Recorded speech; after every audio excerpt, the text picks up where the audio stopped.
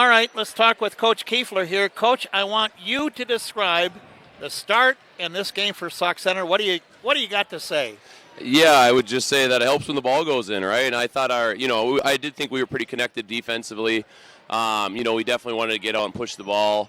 That's kind of one of the things we want to focus on, I guess, the back little tail end of the year. But yeah, like I said, it just helps when the ball goes in. I thought we got pretty good looks and the guys made it. So the energy was good, execution was good, and like I said, I think we made a lot of threes in the first half, so that always helps.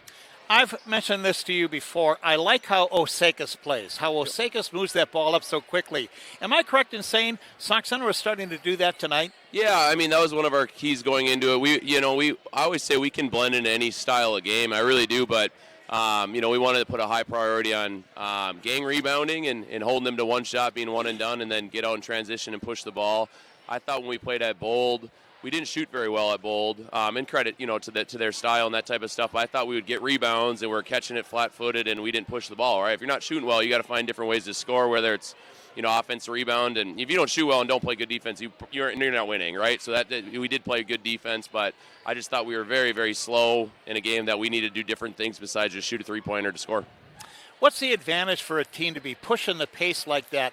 How does that translate then into success? Yeah, I think, numerical advantages, right? I mean, you want to get on transition where the defense isn't set, which would be the start of it. And I just think, would you rather jog back and have the team walk it up, or would you rather have to sprint back, right? So I think most teams would rather just jog back and play, half-court defense. Obviously, we don't want to do what the other team would prefer, that kind of thing. So, I would say numerical advantage is part of it. And it's more fun, right? It's more fun for everybody to watch, to coach, to play. And you got to have the dudes to do it, athletes, and I think we do. I think, too, shooting is confidence, isn't it? And it rubs off on everybody then because now everybody's starting to shoot well. Yeah, that was, last Friday we shot very, very well, too, from three. We can't rely on it. We're going to be creative to find different ways to score when it's not going in. But, yeah, it was a contagious, it felt like one of them nights where no matter who shot it, it was going to go in, and we had multiple guys hit them. So, yeah, I would agree. It's confidence, and it doesn't happen by accident, right? The best shooters put in the most time. There's no real gray area, no real gray area with that. Well, I guess, too, to use that old expression, live by the three, die by the three, too. Yeah, we don't want to die by it, right? And we know with our style that I think we're pretty skilled and can get downhill and get into the paint. We would like to get more dump-offs and paint scores, but teams that overhelp, we have to be able to drive and kick the ball and trust our guys to knock it down, and that's kind of the core basis of our offense, I guess. Say, let me ask you this. I brought up this point I was just talking. Basketball certainly is a grind. It's a good 4 months and even more. Do players and teams kind of go through a little lull after a while and just kind of get fatigued a little bit? Yeah, I do, and I think it's so schedule-based, right? It's always a weird thing, and obviously nobody really gets to, fully control their schedule to be perfect and that kind of thing. But, yeah, I think, now I do feel, I hope anyway, that you're kind of seeing the end, right? And that's scary, right? The it's over is always coming, and you don't want that to be true. But, I thought we kind of hit the dog days of January where it's like, God, we've been doing this for a long time, and they probably get sick of me. Bodies are maybe a little beat up. But for the most part, yeah, I think it's probably different for everybody. But we always say you got to enjoy the journey, and, it's going to go quick. So, I think we're evolving as a team and moving in the right direction. But, yeah, definitely can't get too high or too low or anything like that.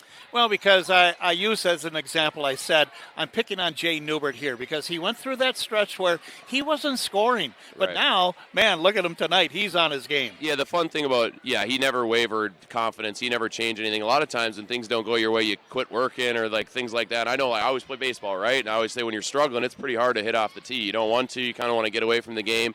And he did not waver from his habits. His habits didn't change. He's at every single morning open gym and out working, and hard work works. So, yeah, good for him to get back scoring. I do think, too, there's a lot of people that do little things to help him score, right? The screening, on-time passes, other guys can play, right? So, we don't need him necessarily to score 25, 30 for us to win in a big game like maybe we have in the past. But, certainly we would like it, obviously. I think about defense, too, that you're basically a man-to-man team. Yep. Once in a while, you kind of flash that zone. What's your thinking behind that? Yeah, just to try to mix it up. I don't know. Right? I do when push comes to shove, it's hard to zone a good team that knows how to play, especially at the end of the year when everybody's seen it. You're basically just hoping they miss, and that's not a great strategy. I definitely prefer man-to-man. But, yeah, we want to mix it in, and, you never know. It's kind of sometimes nice to just have that change up, and we might need it at some point in a game, and we have throughout the year needed it. But yeah, I like our zone, I like our man, but yeah, you're not wrong saying we're definitely more of a man-to-man team.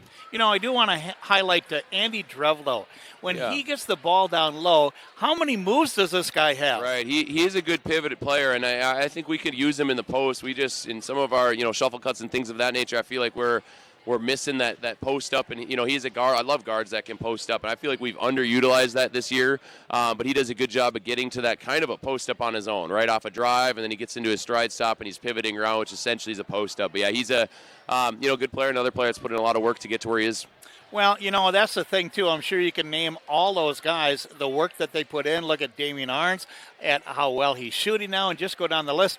Jacob Drevlo, that's a pretty shot, isn't it? Yeah, and yeah, it's a big rhythm thing too. Now we emphasize that too because I thought we got really good looks against bold, wide open threes, and it's kind of hard to guys don't shoot it. Well, yes, you have to shoot it, but I thought our passing was poor. As far as they're wide open, but the pass is at the knees or at the head.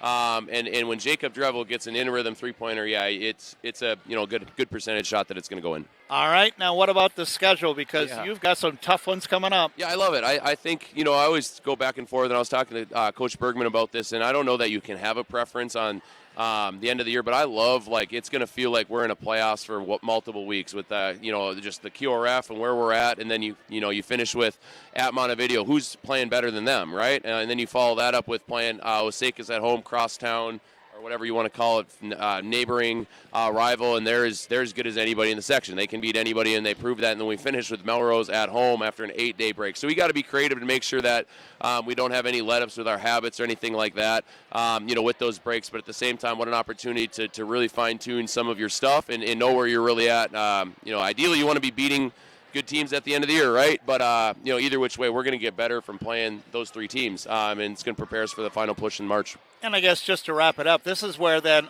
you went through your little lull, little fatigue, but when you look at that schedule and those teams coming up, it kind of gets the blood pumping, doesn't it? It does. I'm excited for it, and like I said, we always say grow through what you go through, right? So we did hit a wall in the midseason, and we weren't playing good, right? Connective defensive effort, energy, the blue collar stuff you got to do is, wasn't quite there. But all in all, I like where we're at, but definitely not going to get complacent or not content.